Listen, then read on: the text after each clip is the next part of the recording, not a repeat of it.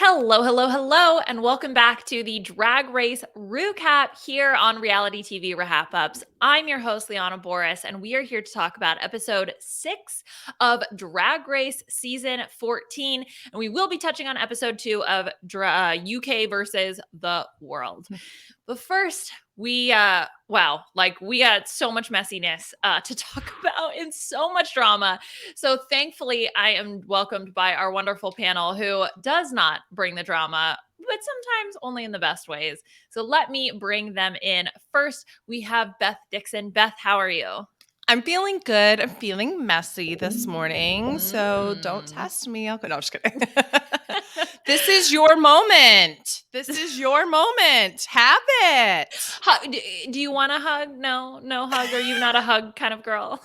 Meanwhile, I fully was like, that's me, Maddy. I'm like, can we hug? Because it makes me feel better. Yeah, that's like, I was absolutely Jasmine in those moments when Priya's like, can I hug you? And I'm like, do not touch me. I'm still mad. And the panel would not be complete if it was not for Aman Adwin. Aman, how are you doing today?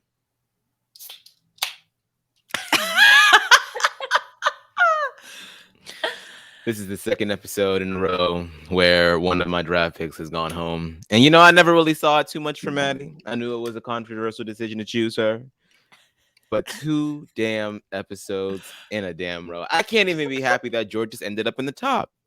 Because I lost somebody last night or Saturday or Friday, whenever this was.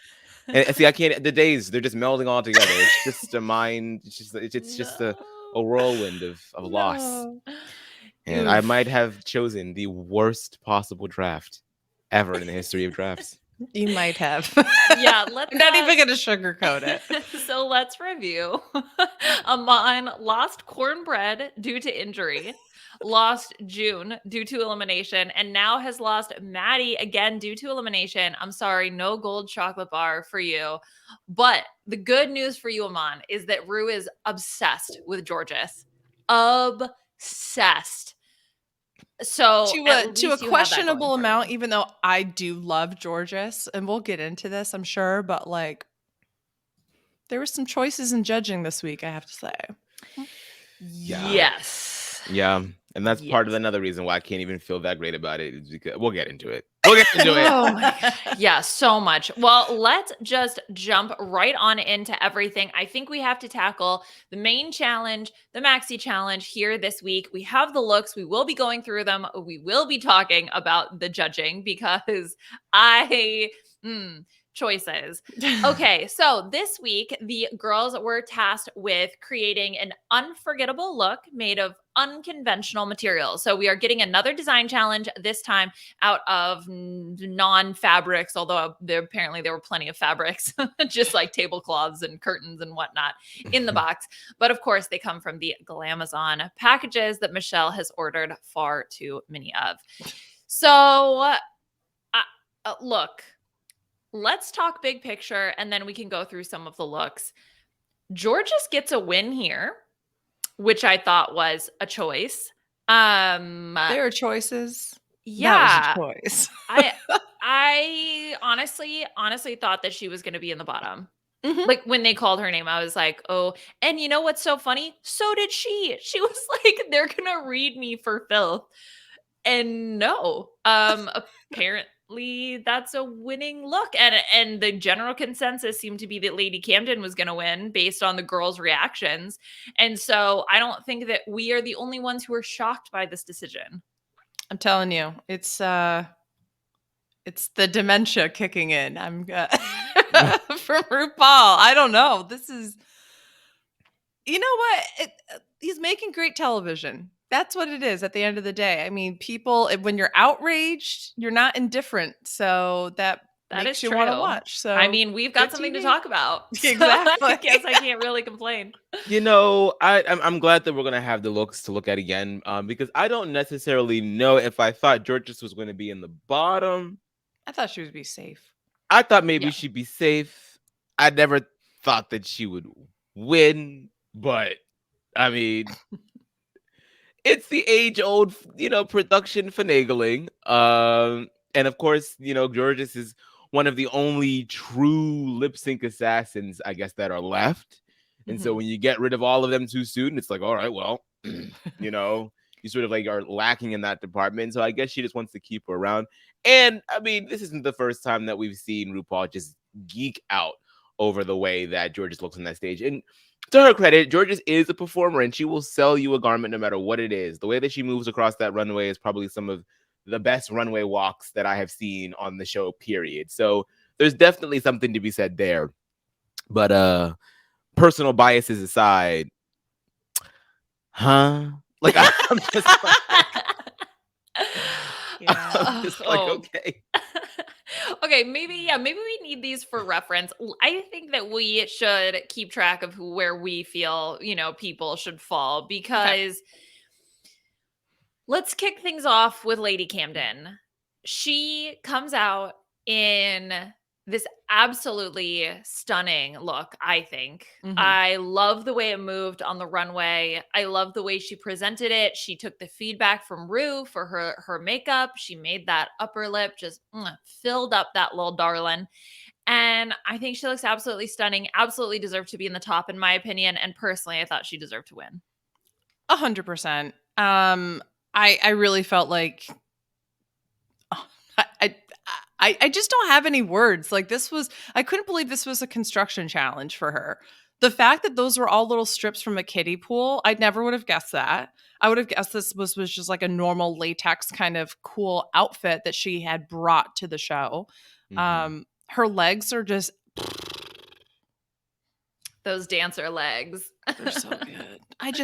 Everything from head to toe is just absolutely gorgeous. And I was like, oh, okay, so she's winning. Like, I didn't even see any of the other looks. And I was like, okay, so she's winning. You know what? I'm not going to lie. That was tough about her coming out first because I sort of like zoned out. I had to rewatch it because I was like, oh, okay, well, she's going to win. The storyline is setting her up to win. The editing is setting her, you know what I mean? I was like totally bought into everything. And then when she was announced not the winner, I was like, oh, a gasp. A gasp. I do wonder, like, maybe we're just missing something here. Maybe in person it looks a little more ragtag. Maybe it doesn't look as put together.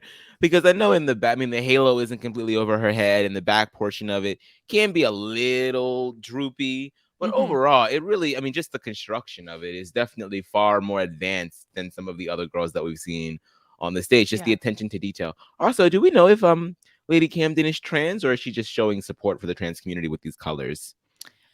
I think that she just said that these were pastels that she happened to grab, and so she thought they'd go together. But I don't know. We do know that Bosco came out as trans this week. That's right. We do know that. That was the big announcement this week. So congrats to Bosco finding themselves. Love that. And but no, I don't think Lady Camden. So yeah, she definitely had the confessional about, I have all these pastel colors, so I think they're going to work together. That's right. I think that was it. Yeah, but it's a very nice color palette. I like what she was going for here, like a little bit of like an angel type silhouette. And it doesn't look like a kiddie pool. I wouldn't guess that this was some sort of, a crafty challenge. I would have just thought that this was a dress that was made. Agreed. Yeah, I agree. Okay, let's talk about Jasmine. So Jasmine ends up in the bottom here and does end up lip syncing for her life after some very dramatic untucked moment, which we will get into later. It's fabric wrapped around you. Yeah. I think if she had taken off the earrings, though, I really hated them. The earrings were unnecessary. Yeah, this just looks like she took one gigantic drape and put it around her neck and down her body and split it at the middle. It's just something about it just looked so unfinished and unworked, and the way that her breastplate was sitting at the top just looked very unnatural. Like you could tell that it was a breastplate. And the earrings don't work. The hat doesn't work. It's not good. See, I didn't hate this as much as a lot of people did. I hated the earrings, and I hated the fact that the crotch of her area was like drooping and it looked like a full diaper. But like, other than that, I actually didn't hate this. I thought this was a perfectly safe look. I liked the hat. I liked everything from head to toe, essentially. I just didn't think it was. I thought it was incredibly safe. When Carson was like, hats off to you, and she tried to take it off, and he said, no, literally take that off. Yeah. Oh yeah. No, it was so funny when Carson came into, just as an aside, when Carson came into the workroom, this was before all of the drama with like Shayna and everything. So I was like still excited. Yeah. And so I was like, yay, Carson! Like seeing a celebrity. I mean, I know he is a celebrity, but it was like, yay, congrats on your win in the Big Brother house. Yes. It's just like, what a great night for Carson. Yeah, a few great hours night. later, we're like, fuck, come on, Yes. Carson. Yes. Exactly correct. I also didn't really hit the hat. I mean, there's sort of this consistent thought, I don't even know what to call it, but if you have a stunning body and you just drape fabric around yourself, while I think this is actually pretty cute also, but in the back of my mind, there's always that critique of that it is a design challenge. Yeah. So what exactly did you design here that sort of elevates it to the next level? Because I think you can put together something that's cute and is a cute garment.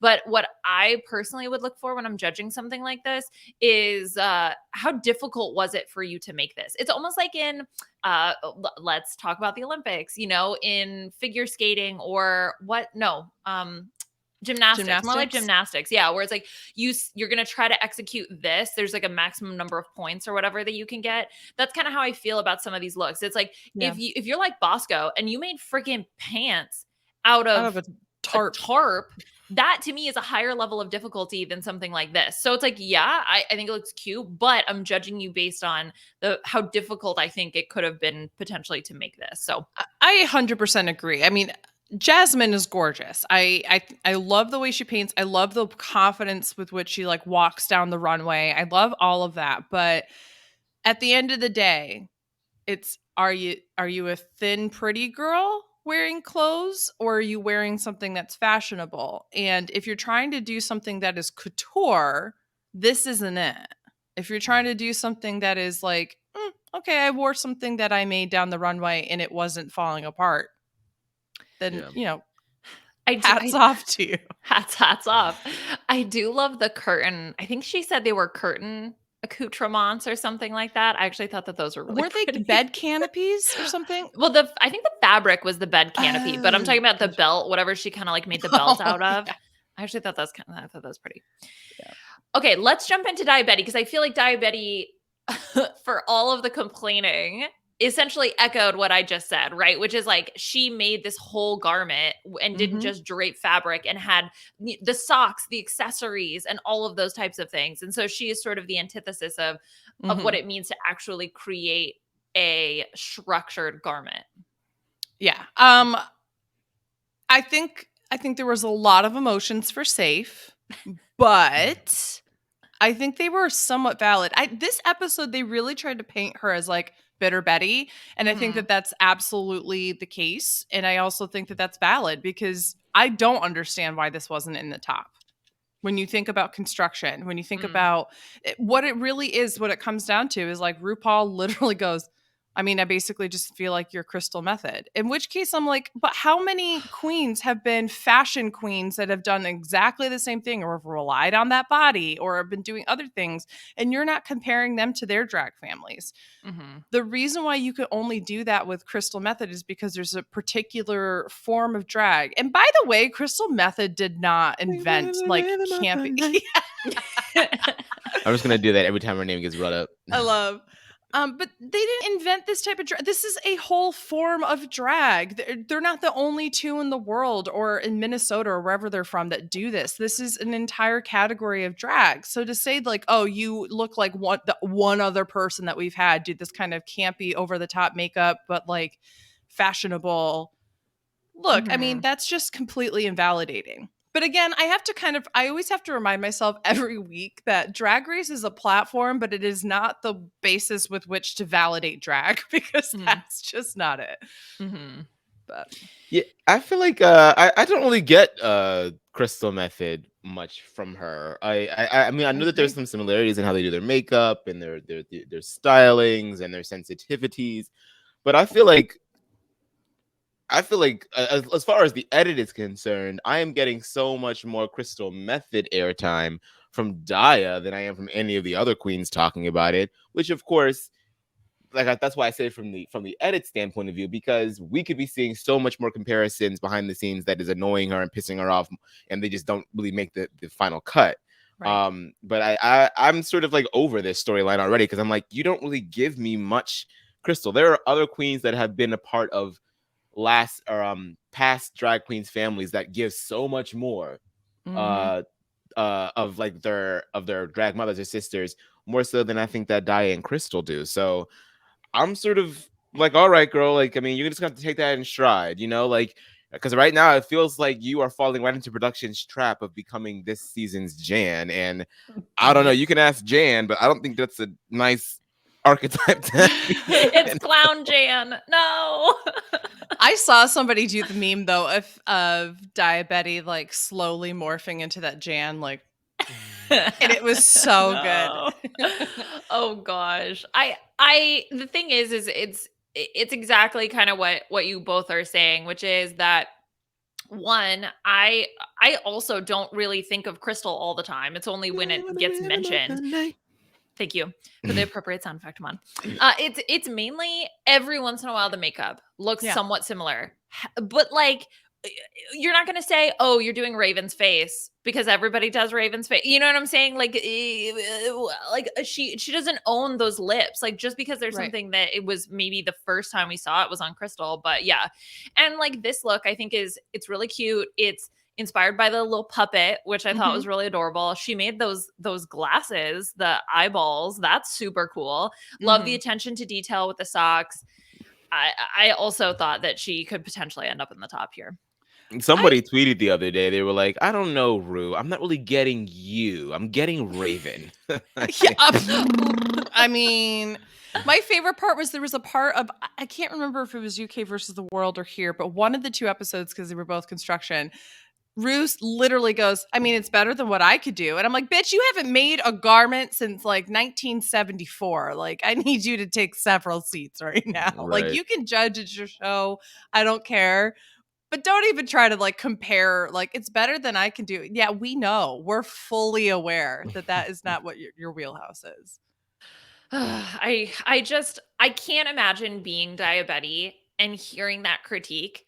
What the hell do you do when you get that critique? Like, do you just have to do something absolutely, completely not even yourself? It's it must be so frustrating. I would essentially feel like, okay, this is a lost cause, because clearly if you're not seeing it by now that you don't feel like I'm differentiated, what am I going to do in order to stand out? Like, I would just feel so frustrated because it is her drag. It's not like she's doing Crystal drag. She's doing her drag. And you're essentially told your drag style isn't unique enough. If I were her, I literally would have turned to RuPaul. I would have had a pearl moment and go, cool, then why did you cast me? Did you think I was a carbon copy? Like, what did I do in my audition video that made you go, ooh, cool. Right. This is Daya Betty, not Crystal Part 2. Because if you cast me to be Crystal Part 2, I'll play the part up, mama. I don't care. But if you want me to be Daya Betty, which is what I'm giving you, then I need maybe you to change what you're thinking and see me for who I am. And if that got me kicked off that episode, I would walk out with my head high. I wouldn't even care. Make good TV. Is there something? Try to eliminate Daya in this episode. Do it. I dare you. I dare you. You know, especially during this episode too, because like they have to get all of their looks approved. They get the list of all the looks to bring before the season airs. Then production has to go through every one of their looks to make sure that it's appropriate for the stage. That's why we get these stories about how Laganja had to change our entire wardrobe because they didn't want to promote the weed during season 6. And they had to get rid of the tampon dress from Manila. So production already knows what they're going to be doing before the runway starts. So if she can't even, it's not like she can change her looks. So for a design challenge where you're supposed to have a moment to sort of branch out, and she's still getting the comparisons to Crystal, it's like, all right, well then it's sort of like damned if you do, damned if you don't at this point. And it's just a little bit of production finagling, which is sort of blatant. Like, I know that we need storylines, but this one seems played out to me already before it's even really begun. But okay. Whatever you say, RuPaul. That would have been great too. If they were like, I'm getting a lot of Crystal from you, I would have gone, okay. Just let that be it. Sure. The only thing that I could say that I don't necessarily like about this look is just the fit of the dress. Mhm. It's sort of Loose hanging right off her a here. little bit.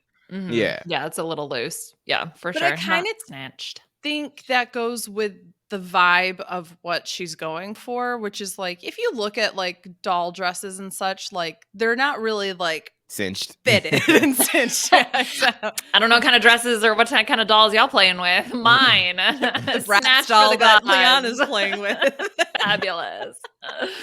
No, yeah, I get that. Okay, let's jump into Maddy Morphosis, who was in the bottom for the design challenge, the ball challenge the first time, ends up in the bottom 2 and is sent home this week. So I think if she had fully embraced the rodeo clown idea, I kind of felt like that might work because that is what this was giving me. And when she mentioned that in the voiceover for the confessional while she was walking around, I was like, run with that. I didn't really get the story with the guy. I thought maybe if she had turned the guy into like a rodeo clown, like a bull rider, I don't know, rodeo stuff. And then she had done the rodeo clown bit. I thought that would have been like really, I thought that would have worked because that is what this outfit is giving me. I know she should have taken Jasmine's hat, made it into a country hat. Jasmine's hat. It's giving me like one of those rainbow parachute things you used to play with in elementary Yes, school. that you would throw in the air and you'd run underneath. I Yep. love those. That's what it's giving me. There's so many things that It's giving me some sort of like demented version of Snow White on an acid trip. That's what it's giving me. It's giving me you're pregnant, but your belly's like below where your uterus is. Like, look at that. Look at it from a side profile. Like, what? It's giving me why did you choose this person for your draft? It's giving me regret. No. I mean, if the skirt was a little longer and if it fit better and if there were different colors and if there weren't scrunchies on it and if it wasn't tied in the back and if her makeup was better and if her hair was a little bigger, I think it would have been somewhat acceptable. Okay, yeah, that's like a few minor changes. Yeah. NBD. I feel like, she's got chops for design. Like, most of the looks, I think all of the looks that she's brought thus far have been made by her. Not all of them have landed. Some of them have been a little better than others. But I think the one common theme in all of them is that the fit is just a little off. I just think that she just hasn't quite mastered how to taper some of her garments quite yet, which, with time you can learn. But I will say, I think there are the other queens that are not making all of their looks. And she's one of the queens that can say, I made all of my stuff. So there's that always, but she just needs a little bit more. I feel like she's the type of person that will really grow from this experience. So I'm hoping that all those things that you just mentioned, Aman, those are things that she can learn from this. I think also part of it is I don't know, is it just like a confidence thing? The whole pussy on fire, that makes absolutely no sense, but I also get it. Like, yeah, sometimes when she walks the runway, I just don't feel like she 100% believes in herself, which she absolutely should. When she walks on the runway, we brought in the straight boys for the makeover challenge and they're trying to walk the runway for the first time. It is a little bit of that. Like, you can put on the makeup, you can put on the drag, but if you aren't feeling yourself, that's a huge part of drag, right? It's discovering this other side of yourself or bringing out aspects of yourself that you normally wouldn't express in your gender expression, right? And I get what RuPaul is trying to get her to do. And I really wish that she would be able to do that. But I don't know how much of that is maybe she's just too young in her drag to figure that out, How old is Maddy? Is she like 26? I don't know why I think 26. I feel like that's right. That sounds about right. Let's see. I don't think she's 27, but I don't maybe think she's 26 too young in her age. I think she's too young in her drag persona to like figure that out. Yeah, no. I get what you mean. I think that the two can sometimes go hand in hand with like where the confidence comes, whether it be in or out of drag, because I do feel a little bit also out of drag. There's sometimes, or maybe it's just she's more soft spoken and so it doesn't necessarily come across. But I honestly think part of this too could be the not wanting. I bet Maddie's walking on eggshells of all time, understanding that she's a guest in this space, right? But, yeah. And it's hard to be fully confident when you don't feel like you can be fully yourself. And that is unfortunately what you've got to deal with when you are, straight entering and cis entering these queer spaces. Mhm. And that's something that she'll have to continue to find and work on and still be respectful as she has been. And I think that'll continue to affect her confidence until she can find that balance. Okay, let's move on to Willow Pill, who I personally loved the concept. Maybe Where the wild things are. yeah, definitely giving me that vibe. Maybe it's because she is literally the same diameter. Her body is the same diameter as the arm things. Like Right. she is such a tiny human and she's got these big ass arm things. I get that the garment, the middle part did not look 100% well constructed. Seams all over the place, a little bit of hot glue trails, the little like like the sticky stuff leading off. But I love the concept. I like the concept. I didn't like this at all, to be honest from you. I like what she was going for with the arms, but like she brings it up in Untucked, like it's arts and craftsy. Like you can see all the like frayed edges of the fabric on both the dress and the arms, but you can also see it on the bow and the horns. The horns aren't in any way symmetrical, which is fine, I guess. But it's rough. It's rough for me to look at, but I love the concept. And it's a very different concept. I mean, the arms are definitely the centerpiece, right? So I think I'll give her a little bit of a pass for the middle part not being as put together, but it is still part of the garment, and so you still want to make sure that you're covering all of your bases. But I do think that this is probably one of the more imaginative silhouettes and structures, probably if not the most imaginative.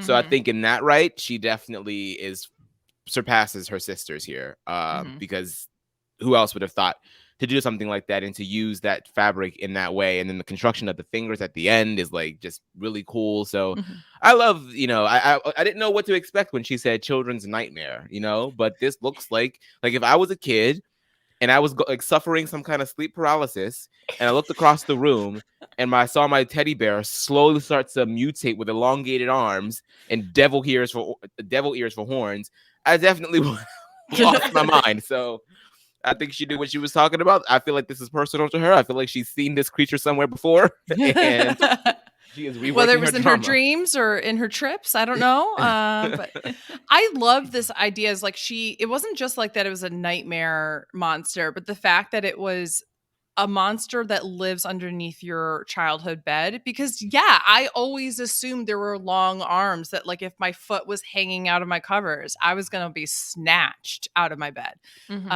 So I love all of that. I think concept alone, I agree with her being safe. I don't think she should have been in the top. I don't think she should have been in the bottom, but I do think and we also know that she was dealing with a lot. Like, what wasn't she allowed scissors to open up those boxes? Honestly, or why wouldn't the girls had scissors? Why would the rest of the girls just help her? I was like, what? Like, Cornbread was helping her, and Cornbread's gone now. I mean, Jasmine was too busy taking every box and using 2 items from it. So I don't know. Like, her confessional about just going around like a little sewer rat, just picking up everything was really funny. But yeah, my heart goes out to her. That must be so incredibly difficult to deal with. And that's also a little bit why maybe it's grading on a curve, but I'm giving her a pass on some of the construction of the garment. And I'm also just so obsessed with the look. So the concept. So I'm here for it. Yeah, definitely. Okay, let's talk about Bosco. When Bosco came out in these pants, I thought for sure she was in the top. But the pants alone, to make pants out of whatever tarp, painter's tarp or whatever this is, I was very impressed. Yeah. It was pretty incredible. The fact that she didn't use any fabric from top to bottom. She didn't use any of those like little bodice areas that people can like make bodysuits out of, which a lot of the other girls like Lady Camden did that. Like she didn't use any of that. There's not a stitch of fabric on this entire outfit. And I think that's incredible.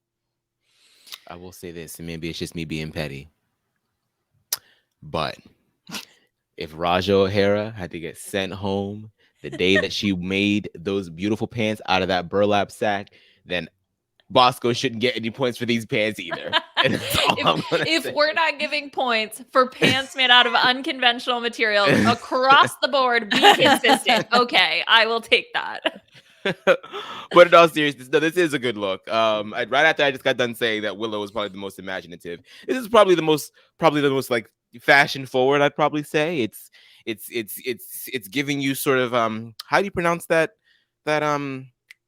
he just passed that fashion designer Mugler. There you go. Is kind of giving that, especially around like the chest area and the huge belt. I don't necessarily know if I'm a 100% fan of the necklace. Like it's very dramatic. Maybe if they were just like a little shorter, not like studs or anything, right? But like just cut it in half, then maybe I'd kind of get more into it, because right now it kind of comes out just a little too far, that it looks like a little like it moves too much when she walks. You know what I mean? I wish there were two more of them, one in the back and one in the front. Like I want it to be a little bit more of a circle, because it doesn't seem like it's fully complete. Right. But it could be that she didn't have enough, and that's completely legitimate too. Yeah. I don't know about the shoes. Like the shoes, I mean, they match. They match, but I don't know. I probably would have just gone for something that was a little closer to the blue I was already wearing, to be honest. Or if she had that color orange, but that might have been a color issue. I think they're white, which is the same as the neck, not the spikes, but the neck piece. Yeah. So that might have tried to be the through line, but yeah, they definitely don't feel like they match necessarily. Was Bosco the one that was hot glued into this outfit? Yes. Was like, I hope Girl, first of all, who's doing that?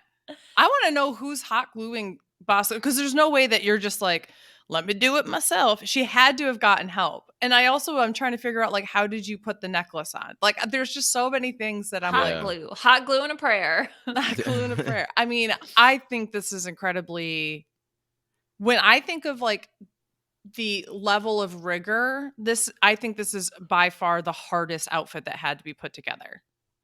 Telling you, it's pants, man. Yeah. It's so tough to make pants. She was able to run because Raja walked. Yeah, exactly. In the shadow of giants, or on the shoulders of giants, whatever that phrase is. All right, let's talk about Deja. So this is a Greek mythology, I think, inspired Aphrodite inspired look, and does land her in the bottom, although it seemed like she did get a lot of positive critiques for everything but essentially the headpiece and the fan. Yeah. It's just not dramatic enough for me. You know, it's two colors. I mean, well, I guess three, including the gold. I could tell that the fan was a paper plate. It just, I don't know. It's always harder, with the bigger girls, because you never want to, because that they have it a little harder. They're judged a little more harshly a lot of the time, because the silhouettes that work on stick thin people are not the same types of silhouettes that work on bigger girls. So, I mean, it's a dress, and she made it, and like it doesn't look like it's crafty, except for the fan. Like I couldn't, like if she were just walking out on a normal runway, I would have thought that this was like a designed dress. So there's that. But it's just not, it doesn't go far enough for me. Like I feel like it doesn't pop enough. Like if you're going to give me Greek goddess, like I need some shimmer. Like I need to be wowed, and I feel like this dress is sort of muted. I completely agree. I also think, and they said this in the episode too, the other queens did, but for someone who is a seamstress who made most of what she brought to Drag Race, I expect a little bit more. That said, her face is so gorgeous. Like she walked out and I was just sitting back between her hair and her face. I was just like, I honestly don't care, because she's so freaking pretty. But I just think this is too simple. And if we're gonna like go after Jasmine as like you wore fabric, that's what I'm getting here. You wore fabric. Yeah, this looks slightly better constructed than that. I do love the pops of gold on the wrist. And then with her makeup, yeah, it just looks absolutely stunning. I love her hair. It's just these like beautiful waterfall curls. I'm really obsessed with. I think that the thing is that the look is polished. It's very polished, but to Aman's point, it is relatively simple. And so again, if it's like, what's the level of difficulty here? It was even said by some of the girls that, well, she didn't spend that much time on her look, which she's a seamstress. This is probably second nature to her. She whipped it up. She's like, I think it looked pretty. This is good enough for safe, is my assumption, would be her logic. Maybe she was having an off week. I don't know. She felt a little muted in some of the workroom conversations. So maybe that's what was happening, but I understood her placement in the bottom. I really think, and we haven't gotten to her yet, but I really feel like Carrie should have been in the bottom and she should have been safe. Well, yes. So, okay. Well, no, we have Angeria for. Actually, let's jump ahead. Let's talk about Carrie, because Carrie's was she just glued stuff to a bodysuit. Is that what happened? She wasn't even confident how she described her outfit. She's like, I'm showing off my fin because I put one on. Like, it was just like, what is, once again, she's absolutely stunningly gorgeous. I love the body glitter. I love the blue hair. I loved all of that kind of stuff. But the outfit itself was a choice. And when she brought it out for Carson and RuPaul, they're like, oh, this is gorgeous. I was like, what's that like macrame thing? It looks like two different outfits. It looks like the blue sort of like latex plastic outfit, and then whatever the hell that rope is. I don't know if it actually was a mop, but I'm just going to pretend like it was. Is she a fish? And that's like the net she got caught in. Oh, well, that would have made much more sense. She executed it differently. Like if she had like actually braided the whole thing to make it look like an actual net. Like, I don't know. Yeah, I feel like it just needs like some sort of like paint or other type of stitching in there to differentiate the strands. Because right now it just looks like a big glob of whites all over the outfit. Yeah. I don't I did think she may be in the bottom, except for the fact that they had complimented her in the walkthrough. Like that was the only reason why I was like, oh, maybe not. It's just okay, sure, it's a choice. All right, let's go back. Let's talk about Jorgeous, the ultimate winner here, because I think you can sort of, we can talk about similar things when we talk about like, oh, just gluing fabric to yourself, because it's, some sheer fabric. She did make a little panty, which I thought was cute, and then the cookie cutters. And that's about it. I will say, I think the cookie cutter placement is much better than like what Jasmine did with the earrings or anything like that. Like, I think that this is clean from head to toe. Like, I don't see issue with it. It just, when you compare it to someone like Lady Camden, whose outfit was just take what she did and then add more construction and length in the back and have a concept and such. Like, I don't know. I just felt like this was fine. I don't even care if he put her in the top, to be perfectly frank. I just don't understand winner of the challenge. I don't think she should have been in the bottom. I think she should have been safe, to be perfectly frank, because there were other girls who had frayed edges and things that you could tell was like, this just came off the mannequin. And this doesn't look like that to me. But I don't know. It's cute. It's a level of difficulty for me. Like, yeah. Aman. Just like the dimensions of it. I just, what's going on here? I don't know. It just looked like a bathing suit with a little sash over top of it. Yep. And maybe like a weird fanny pack. It kind of looks like a fanny pack, that like the yellow thing across her waist. Yeah, right. And I really wonder what her other look was going to look like, because she had to scrap whatever she was doing before because it just wasn't working out. And this is what became of it. And typically when you see that type of storyline in a design challenge, you're in the bottom. So it's interesting that this was what she pulled out and ended up winning. So I would love to celebrate a Jorgeous win here, but I'm finding it a little hard to. Right. I mean, it's not ugly and it's not the worst of the bunch. So I agree, definitely safe. I don't know about a win. I agree. I think it should have been safe. I think she presented it absolutely fabulously, but I just don't think that that is enough. It's about the construction of the garment. You know, Right. you can Mhm. great, absolutely presentation matters, but ooh, I was gagged when she was announced the winner. I actually thought between Lady Camden and the next queen we're going to talk about, Angeria, Mhm. I thought for sure one of the two of them was going to win. And I think they probably didn't give it to Angeria because she's been in either the top or one every single week. And this would have been what, her third win? But here's the thing: you gave a win to Ben de la Creme every single week in All Stars 3. Were you And afraid she she was just sent going to herself self-evict? home. Yes, exactly. That's what happens. You give a queen too many wins and she Ben de la Creme's herself. And I love Ben de la Creme, especially on All Stars 3. I thought that she did great, but girl, there were some wins that she had where I was like, I probably wouldn't have given it to you. I think you definitely were top 2, but I wouldn't have given the ultimate win to you. This is absolutely amazing. The way that Carson and RuPaul in the room were like, I don't know, it doesn't have stretch to it. Like, that's a choice to work with that. And like the fact that they're like basically talking behind her back as she walks away, I was like, oh no, is this where we see Angeria falter? We haven't seen it yet. Nope. This is I mean, this is beautiful. I mean, it's great, it's beautiful. It's, you know, it's true to who she is. This is totally a Nigeria look. You can't tell that it's crafty. Like, I mean, Taraji P. Henson was shocked that those things were blinds.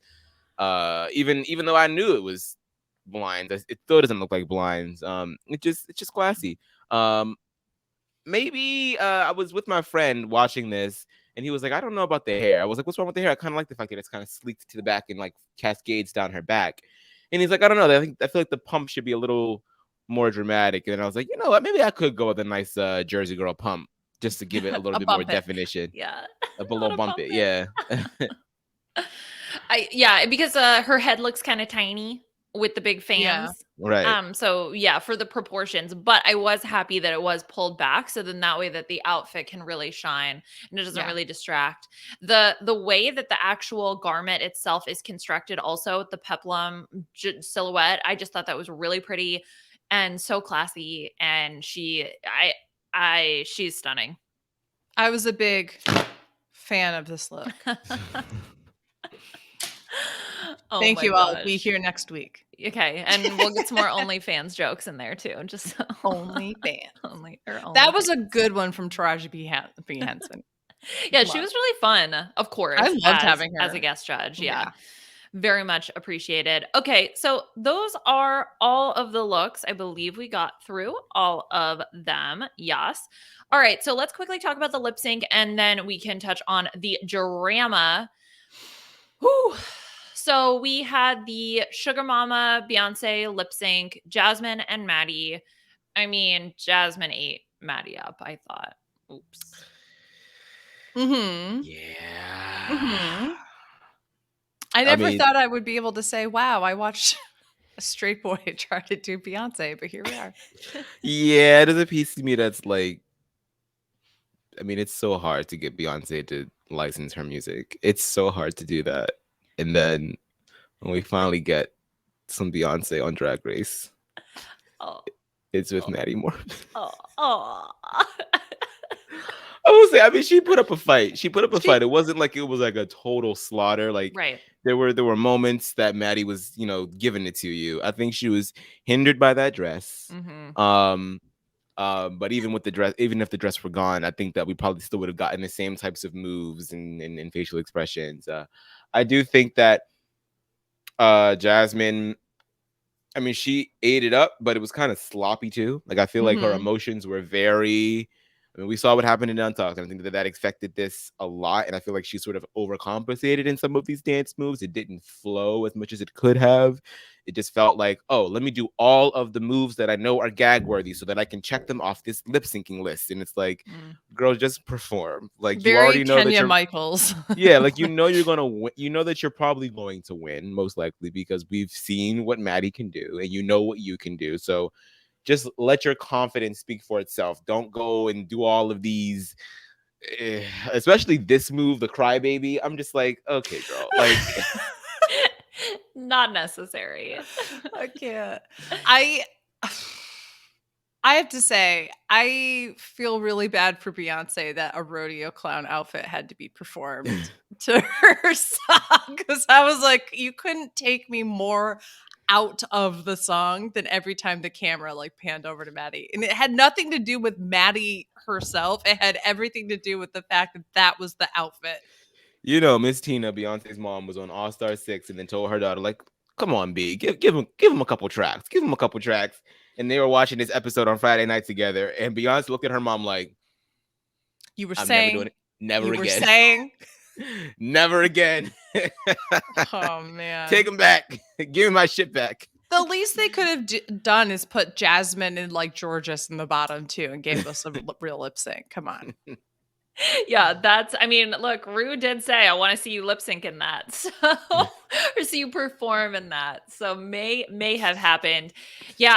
And all of this obviously is fueled by what happened in Untucked. And we get the rare snippet from Untucked of, oh, the girls are fighting. Like fighting, which is, I think, we got some shadiness and some drama with Deja, I believe, in last week, but this was very heightened emotions. I think it especially started when you have Daya talking about how she was safe, and then you have the extra emotion when the queens come in from the runway critiques, and wow, yeah, this really exploded over. It was so funny to see the reactions of the other queens as well, with Bosco hiding behind Daya's glasses that she made. This was dramatic. I don't think Maddy gets to claim victim here, because you started off by saying that you were going to destroy the lip sync, and then you had to double back and say, oh no, I didn't mean I was going to slay her. I mean, I was going to slay the lip sync. Girl, you know what you meant. Just own up to that. When you say you're going to slay the lip sync, you mean like you're going to beat her, and you're like, I hope you have the second best performance. Loved that line. But I don't know. And I have to say, I mean, Jasmine's had people coming for her all season. So clearly you're striking a nerve if this is the reaction you're going to get. Plus, she thought she's going to be in the top. She's in the bottom too. Like,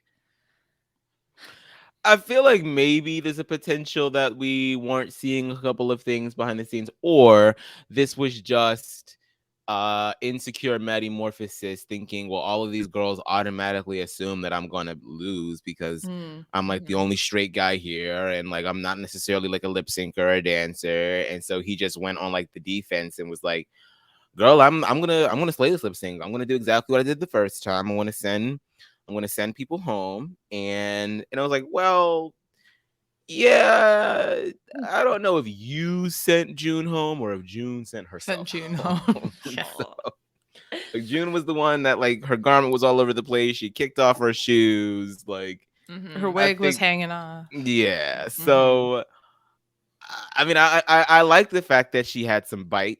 I like the fact that she did want to say, like, look, don't underestimate me just because I'm straight. Like, don't do that. Like, I can slay a lip sync down. But I will say, like, I knew this was going to come because even before this episode, like I thought she was going to go home the first time she had the lip sync, because after I got done drafting, it's like one of our listeners sent me a DM and said that they went to go see Maddy Morphosis and they saw one of her shows, and apparently she tried to like do a reveal and then like tripped over her dress during a lip sync and then fell off the stage and then had to get back. It was just like, and I was like, you tell me this after the draft? Like, give me some inside tea beforehand. So at least there's nothing that she doesn't have a lip syncing faux pas as bad as that on the show. So that's great. And like I said, I think that she certainly gave us moments during the lip sync. But as far as this argument with Jasmine, it was like, yeah, like I agree, Beth. You said what you said. Maybe you didn't. You said it in so many words, and of course, I think Jasmine was trying to handle it as best as she could at first. Like she was like, all right, okay, I'm glad you feel that way. Like I'm gonna let you have this, like, because I know that I'm good. Yeah. And then it just like the snowball just kept going down and around and around and around and around. And they start coming for each other being in the bottom and all this. And I do think Maddy had a point when she said, well, Jasmine, like, you're acting like you're all high and mighty because you're such a good dancer, but you're in the bottom too. Like, your look landed you in the bottom as well. Let's not act like And we're then not on the Jasmine's same like, level yeah, playing but they field. liked some parts of my outfit. I'm like, you're in the bottom, Jasmine. Like, You're in the bottom. if they loved your outfit or if they liked it well enough, you would not be lip syncing. Of course, she didn't know that at that point. They just assumed it was going to be Jasmine versus Maddy. But Well, because I think still. Deja had gotten some more positive, so I think it was pretty obvious.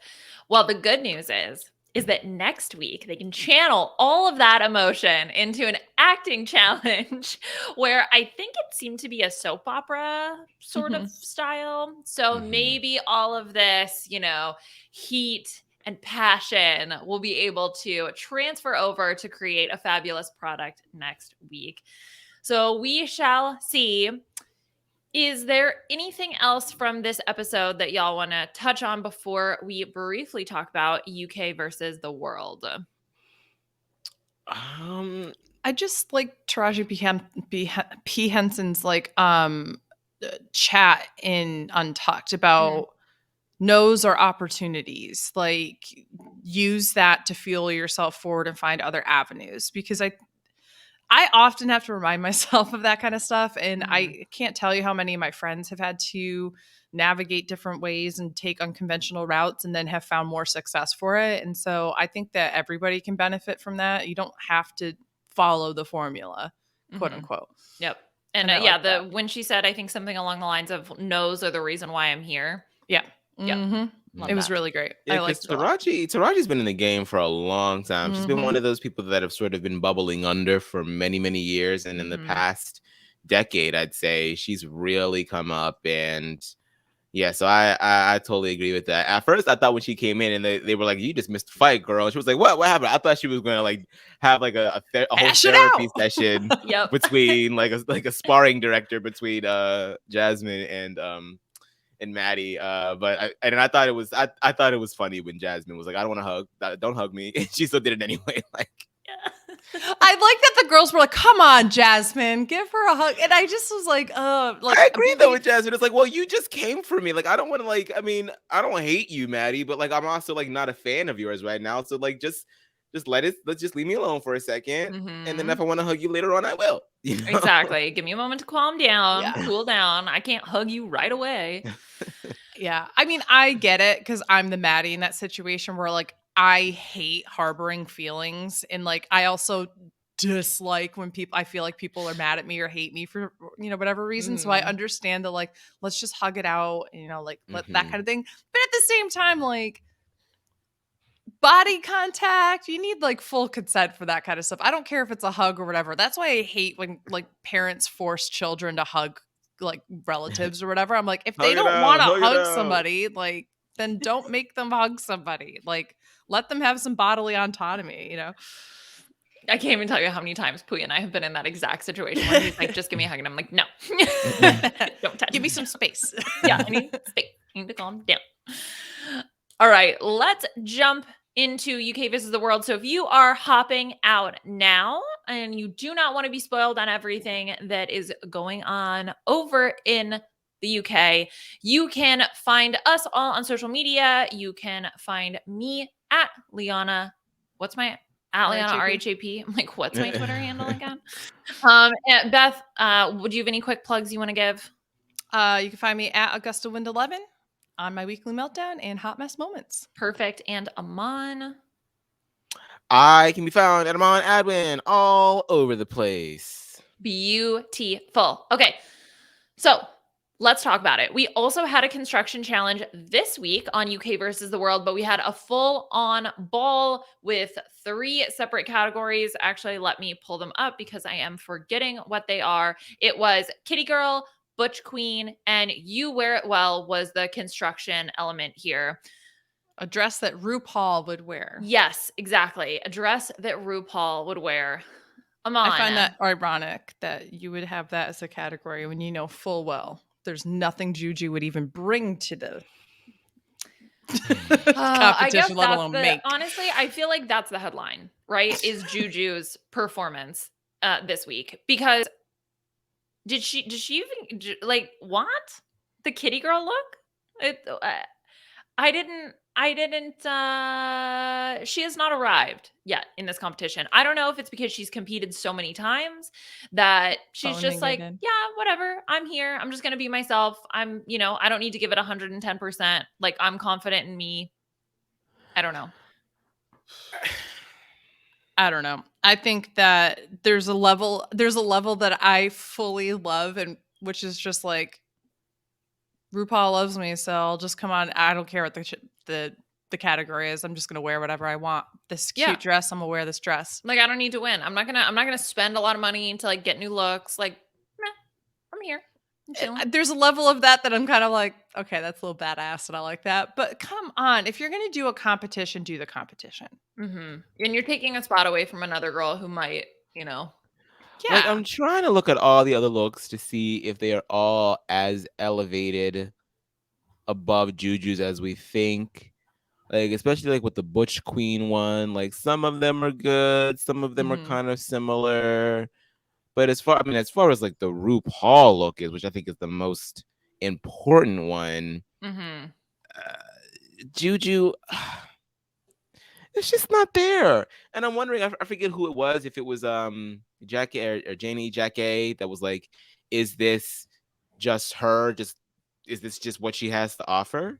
Or is this strategy? Like, is she trying not to be eliminated and so she can make it to the end and slay? Because if that's the truth, then okay, I'm kind of here for that story arc, but that seems very hard to believe that you would go through all of the trouble of finding the most like middling looks to pack with you and lug across the pond with you, in the hopes that keeps you safe because the girls will deem you as non-threatening. To me, it just seems like this is what she has. This is what she's bringing. Maybe she's just one of these queens that's like, I am just here by like, I know that people love me by name. I love that I am a beloved darling of the Drag Race community. I'm going to be continuously booked until I just stop doing drag. And I'm going to collect my coin. And I'm not going to put that coin back into my drag. I'm going to put it into other things that I want in life. Because if that's your tea, if that's your gig, American dream, baby. Like, I don't know what to tell you. But own that. That's what I think I don't like about. But if she owned it, then she'd never be back for anything else. They would never invite her back after that. She doesn't need to come back. She did Drag You. She's been on 7,000 seasons of Drag Race. Like, my point is, like, believe me, I love watching Jujubee. If you want to put Jujubee on my screen, I will love watching it. What I don't like is somebody phoning in a competition. When there's 2 representations from the US. Okay. And I don't want to be like that, like, oh, US has to be the best. I don't care about that. I just want people who are going to be competitive and fun to watch. Like, you're telling me if Alyssa Edwards came back for this, Alyssa would be like, well, people are just going to laugh at whatever I do and I'm just going to phone it in with the looks. Hell no. Like, I don't think Alyssa's ever going to come back to compete. But I just think that it's one of those things where, like, there's people who love competition who would represent, like, the US in this competition if you're doing it versus the world in an Olympic year, like all those different kinds of things. I just love Juju.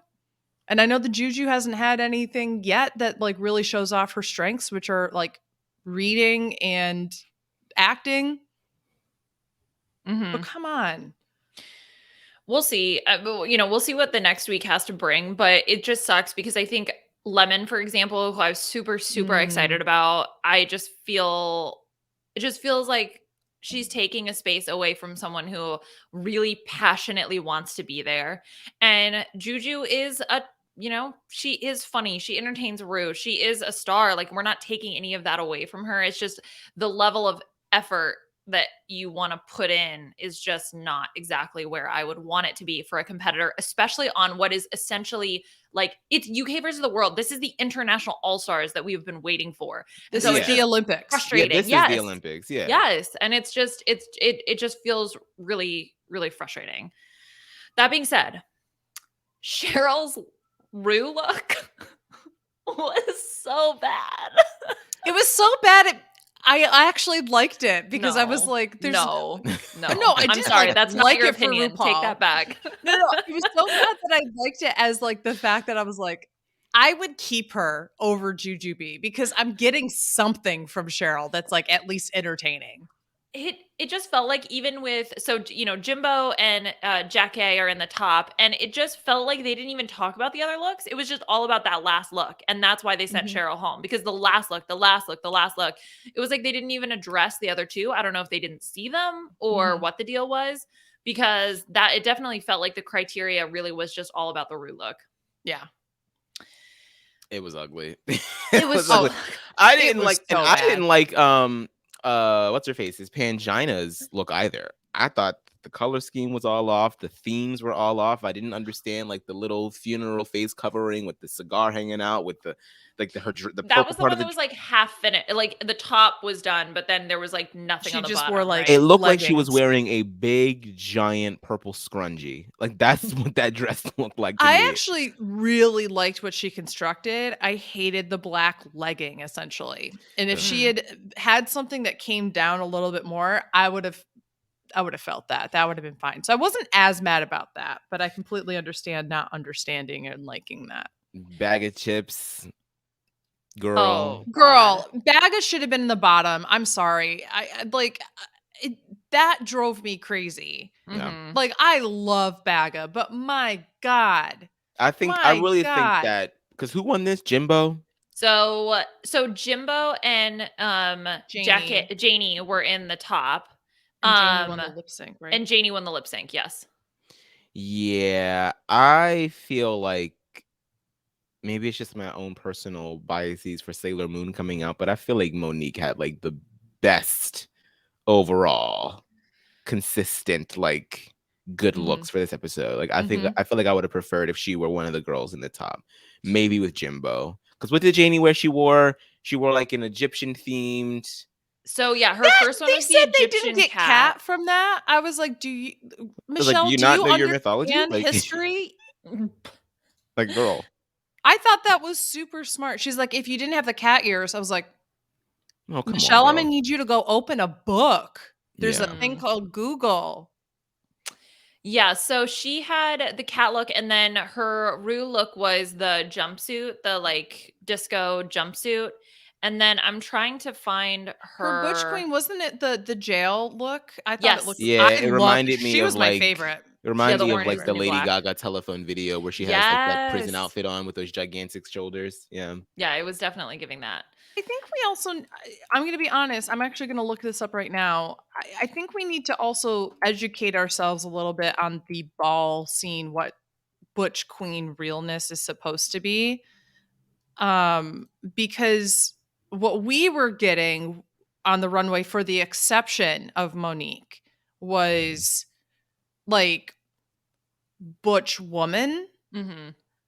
And Monique was giving you like guy who is more glam, right? So like kind of like your glam, not glam rock, but you know what I mean, like the more flamboyant masculine people, if that makes sense. And I think that this is another example of where Drag Race could be using their platform to educate about queer culture and history, and could have been like one confessional from somebody being like, Butch Queen realness comes from the ball scene, and this is what the category traditionally looks like. That would have been great, because then I'm sitting here trying to like judge, and I'm like, Monique could have had the best look for that, because you have RuPaul going, yeah, that's exactly what it was. And you have, Michelle was in the ball scene. So like, if they're praising that, then that means everybody else missed the assignment, right? And they don't even mention that. I'm trying to pull it up, but Wow Presents Plus is doing that thing where it like blacks it out when I put it on the screen. So that like, you know how they do that? God, that's so shady. Forget late stage capitalism. All right. So it's a gay man who is presenting a female illusion. See, I was looking at some definitions as well, and they're sort of all over the place. I was trying to find one specifically in regards to ballroom culture, because I know that like Butch Queen can kind of describe people that are like both equal, like men that are both equally feminine and masculine, or So they have two different things. They have butch queen, which is a gay man.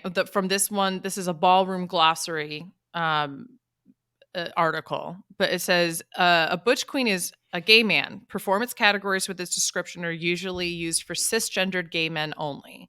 And then butch queen in drag is a gay man who is presenting a female illusion. This description is used for categories and balls for men who dress in drag. So, but isn't that just drag? Men that are but the ball scene wasn't just drag. Like, that's the point. Is Gotcha. that was queer culture, but it wasn't always just drag, right? Versus, I think so. What butch queen would be what Monique put out there. Butch queen in drag would be what everybody else did. So I don't know. So a man trying to perform being a woman, but it's still a man. Got you. Yeah. Yeah, that fits. Yeah. I think that fits because there's so much masculine energy with like the hairstyle, and then like he left like the like if I'm seeing Monique as like not Monique, and I just saw someone that looked like her walk into that category, I could see this is clearly a man, but they've got the high heels on, and he's giving himself some lipstick, so that is giving female, even though you can still tell it's a male. So that I think that's probably the most accurate for all of them. Yep. I think if Monique's last look had been a little bit more polished, a hit out of the park, I think she definitely would have ended up in the top. I think it was just, unfortunately, also the last look, because it is the design challenge, usually is weighted a little bit more heavily, and so I think that was part of the reason. I just love the Luna look. I love Sailor Moon. It was really cute. I actually really thought it was cute. And last week, you all know I was critical of Monique's shadiness and such. This week, I was fucking living for it. When she was like, it was giving me drag brunch, I fell out of my chair. I fell out of my chair. All the drag queens that literally worked to drag brunch that like the day before are like, what the fuck does that mean? Yeah. I was like, oh, bitch. She was there. Oh my gosh. So I think another headline really is the bag of chips of it all, because this is going to be really interesting to see where this goes. Speaking of like not giving an F with Jujubee, it felt like Baga also just, I don't know. Maybe this is who she was the whole time. We were getting it shielded from the edit, but like, it's not cute. The nap while Rue was in the room during the walkthrough was a choice. I know that she's rubbing a lot of people the wrong way. Not that means you should send hate, obviously. No. Unfortunately, we have to mention it. But yeah, it's just it's not really giving me what I expected.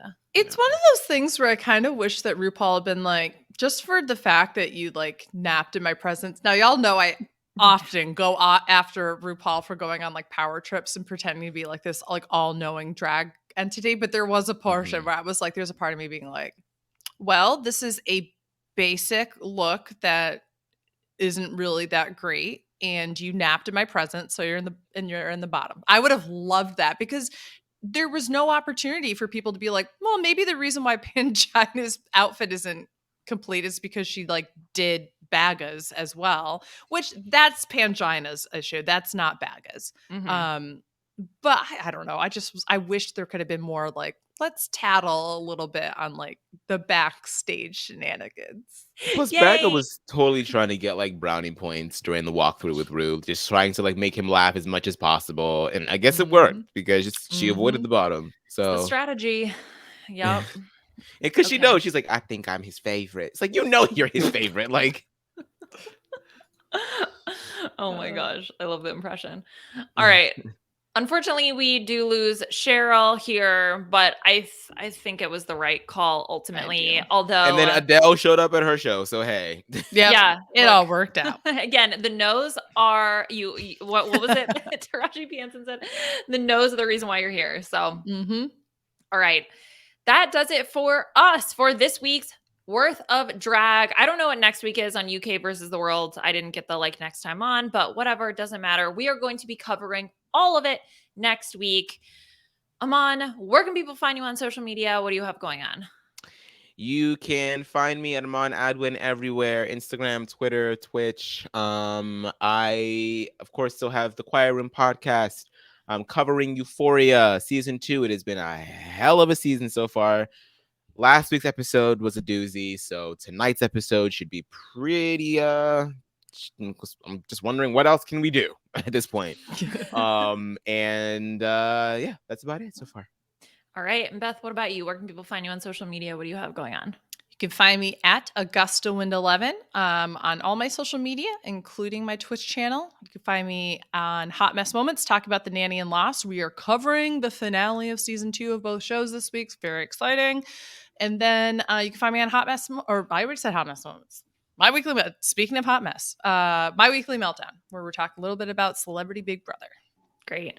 And you can find me on Twitter at Liana RHAP. Leave your star ratings and reviews for us on iTunes. It's super helpful. It helps people find the podcast and helps to put us on the map. So you can do that. Rob has a website.com/drag race.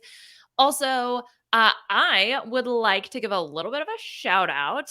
So this week, well, I guess not this week, but in general, International Survivor RHAPup is starting back up with Australian Survivor, which is airing right now. So the season's just started 2 weeks ago, I think, but Sandra and her daughter are both competing. So if you are a Survivor fan, definitely check that out. And you can jump right in. Don't worry if you haven't seen any Australian Survivor before, not a requirement, because Shannon Gus has the podcast and she will break everything down with guests. Rob was a guest on week 1. So definitely you do not want to miss it. And if you become a patron of RHAP, you can get immediate links to the episodes. So if that's something that you're interested in, definitely consider becoming a patron of RHAP. Thank you to Scott St. Pierre for all your help behind the scenes, and we'll talk to y'all soon. Bye.